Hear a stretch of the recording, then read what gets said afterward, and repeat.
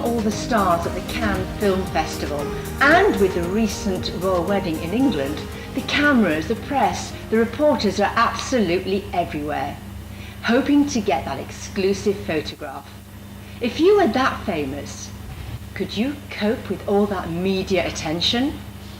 Joining me today are author Danny Carew, fashion designer Fatia Khan, owner of Stars and Bars and Fusion, Kate Powers. Danny, now if your book became an overnight bestseller and there you are in a studio with Oprah, would you be able to cope with all that media attention? I think so, yes. I wrote the book with the intention that it would be a bestseller, yes. So that, I mean, you've built yourself up, you're ready to take on that challenge of Yes. having cameras and reporters talking to you, following you maybe? Well, fame does bring immense responsibility with it, humility and gratitude. And I have to know this, I know this. So I think, yes, I would be able to handle it. So for you it's quite a reward for you, isn't it really, having that attention coming to you? Yes, because I think I could remain grounded.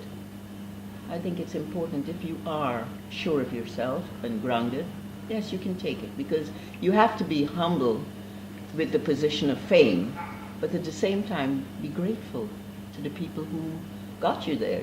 You know, the people who paid to see you if you were an actor, paid to listen to you if you're a singer, and paid to buy your books. Which is an interesting If you point, were- really. yes, It really is exactly. interesting. I mean, with you, Fatia, because you're a fashion designer, so you've got beautiful women wearing your beautiful designs.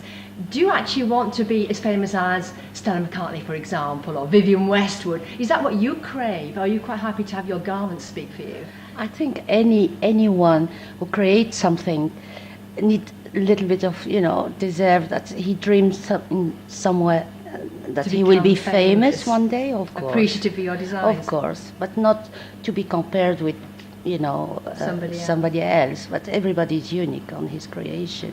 Well, Yeah. what does it feel to you when you, for example, you're there and somebody's wearing your outfits? I'm proud, of course. Yeah, I'm very proud. And would you like to have that attention on you as well, though, as the creator? Of course, yeah. Yeah, I would like to be one day shown somewhere on TV, of course. That's the result of my hard work as well. I think I will deserve it. What about you, Kate? Because, I mean, you own Stars and Bars, and you must have seen absolutely everybody that's really in the public eye. Is that something that you would enjoy as well? I mean, you must be quite recognised as well as I'm a little bit recognized in Monaco. It's a small town, and I have a lot of clients. So yeah, I guess I am recognized. I don't think of it until somebody tells me that, But I don't know if I wouldn't want to be out there in the limelight. No, I don't no, think I'm I kind of a would. background. I think it's just a little bit shy. I mean, I even have a hard time walking by the tables sometimes. The clients. Everybody thinks wow, it must be so easy, but it's not that easy. And I It's really not. kind of I'm more of a background type of person. I like to organize it all and get it going, but not really be the front person, even though that's what I am in the restaurant. But when I'm not here, I'm more, reserved. I think yeah. that comes because, I mean, you've got with the can on there, and you've got Kate Middleton, who's going to be the most photographed woman. Do you think she'll be able to cope with it? Yeah, she seems to be very poised, I find. Yeah, I think she seems to be bien dans ses baskets. How do you say in English? You say well in her shoes, or what's that expression? Well grounded, yeah. Well grounded. Yeah. What about you, Fatty? I mean, you see all these ladies in Cannes, all these beautiful artists wearing fantastic costumes. Yeah. Is that something that you could cope with, though, having that? I mean, with my kind of creation, they cannot go sur le tapis rouge, but they will be maybe on their boat or somewhere else, because my specialty, it's tunic and things that they can wear on the beach, or the same ones they can wear at night. It's just the accessory that they could change, and yeah. I think that's the nice thing really with your designs, because when your design becomes sort of really recognised, it becomes a signature, doesn't it? Yeah. Oh, that's Fatty Yes, Can's yes, outfit there. yes, She's exactly. wearing one of her creations. Because what horrifies me, I couldn't cope. I really couldn't cope with being suddenly famous and then waking up one morning and you haven't got your hair right, you haven't got your makeup right, and suddenly click, click, click. I couldn't do that. I mean, look at Susan Boyle. It was in 3 minutes that she became a star. That could happen to you, Danny, you know? I mean, Well, yes, I know. If you are famous, you have to realize that you are going to be living Mhm. from that minute on in the public glare. Mhm.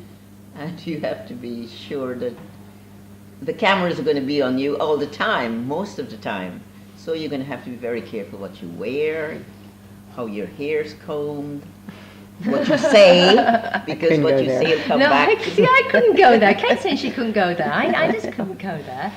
I mean, it's just one of those things, it's just too much pressure. I would have thought. Or else personally. you're just so well, you feel so good about yourself, it doesn't matter. I mean, if you're okay and you don't have to worry about your hair and your makeup and all that, but I mean, then, fine. And there are a lot of stars that are like that they aren't going to have to worry about everything, what everybody thinks and says and about them. So I think if you can just feel good about yourself, I could maybe handle it, But do you think that there's too much pressure? I mean, for example, everybody's seeking that fame, maybe down to the television and its programs like X Factor, America's Got Talent or Britain's Got Talent. Sort of I don't reaction. think that people realize how the pressure that comes with being famous. I don't think people realize the pressure of it. But everybody dreams of it.